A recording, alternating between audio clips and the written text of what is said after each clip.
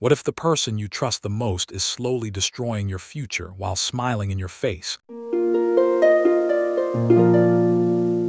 Ethan was known by everyone in his town as a kind-hearted young man. He was respectful, hardworking, and always willing to help others. If an elderly neighbor needed groceries carried home, Ethan helped. If a classmate struggled with homework, Ethan stayed late to explain it. People often told him, "You're too good for this world." Ethan believed there was good in everyone. He lived with his mother in a small but peaceful neighborhood. Life wasn't easy. His father had passed away when Ethan was young, and his mother worked long hours at a diner to support them. Ethan promised himself that one day he would become successful and give his mother the life she deserved. He studied hard. He stayed away from trouble, and he dreamed big. But one day, everything slowly began to change. It started when Ethan met Jason. Jason was confident, funny, and charming. He knew exactly how to make people laugh. Unlike Ethan, Jason didn't care much about rules. He skipped classes, mocked teachers, and spent most evenings wandering the streets with older boys known for causing trouble. Still, Jason seemed friendly to Ethan. "Man, you're too serious," Jason laughed one afternoon. "You need to enjoy life." First, Ethan kept his distance, but Jason was persistent. He invited Ethan to hang out after school, introduced him to new people, and made him feel accepted in a different way. For the first time in his life, Ethan felt cool. Slowly, he began spending less time studying and more time with Jason and his group. It started with small things, skipping one class, lying to his mother about where he had been, making fun of people to fit in. Each time Ethan felt uncomfortable, Jason would say, "Relax, don't be weak." Ethan listened. Weeks turned into months. His grades dropped. His teachers became worried.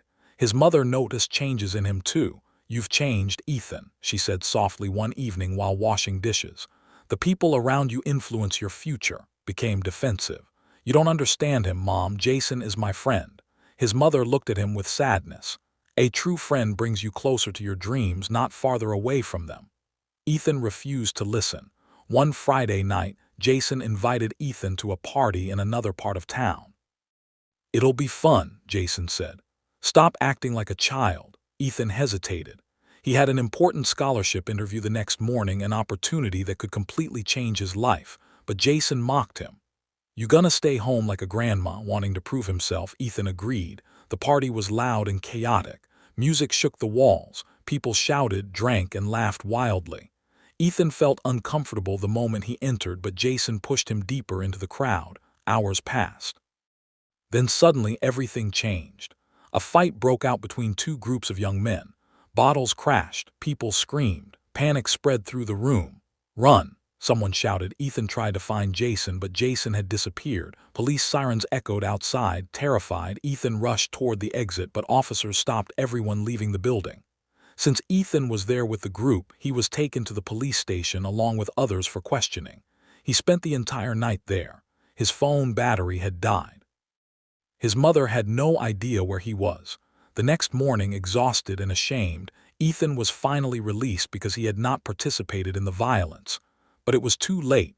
He missed the scholarship interview. The opportunity he had worked for over many years was gone. When Ethan came home, he found his mother sitting silently at the kitchen table. Her eyes were red from crying. She stood up slowly and hugged him tightly. "I thought something terrible happened to you," she whispered. For the first time in months, Ethan saw clearly what he had become, not because of one terrible decision, but because of many small decisions influenced by the wrong person. And where was Jason? Nowhere. No apology, no support, no phone call. Jason had escaped through the back door during the chaos and abandoned everyone else. A few days later, Ethan saw him laughing with others outside a store. "You disappeared," Ethan said angrily. Jason shrugged. "Everyone takes care of themselves." That sentence hit Ethan harder than anything else. Everyone takes care of themselves. At that moment, Ethan finally understood. Jason was never truly his friend. A real friend would never lead him toward destruction. A real friend would never pressure him to betray his values. A real friend would never disappear when life became difficult. Ethan walked away silently. That day became the turning point of his life. It wasn't easy to rebuild himself. People at school talked about the incident. Some teachers lost trust in him. Ethan felt ashamed and angry at himself for ignoring the warnings. But slowly he changed. He cut ties with toxic people. He returned to studying. He spent more time helping his mother again. Most importantly, he became careful about who he allowed into his life. Months later, Ethan met a different group of young men at a community volunteer center. They were hardworking, respectful, and focused on building better futures. Unlike Jason, they encouraged Ethan. They motivated him. When he struggled, they helped him stand again.